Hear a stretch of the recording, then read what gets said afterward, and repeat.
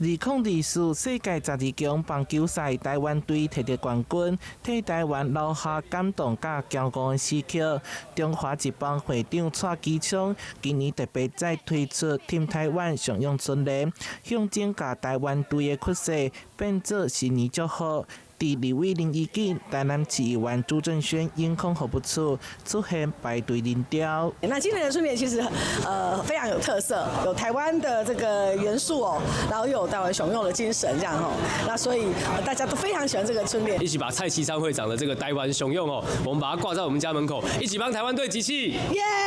冠軍！今年3月份 WBC 將要登場，透過發上用春聯，替台灣隊來加油打氣。另外，在台南的嘉泰國際棒球訓練中心，成為國內外職業棒球隊訓練熱門基地。今年確定將有3支球隊進駐，包括樂天隊在1月26號到2月20號要來這邊集訓。那恐龍隊呢，在2月8號到3月1號也要在這邊。那接着下來呢，就是統一隊也在1月26號的時候，也要開始在這邊做集訓的工作。國外球團因為競爭好的使用經驗，申請來台訓練，正是對嘉泰訓練中心品質的肯定。體育局進一步指出，目前已經甲統一獅密切討論場地租用甲合作細節。3月29號統一的這個開幕戰也要在這邊來進行，那所以你在之前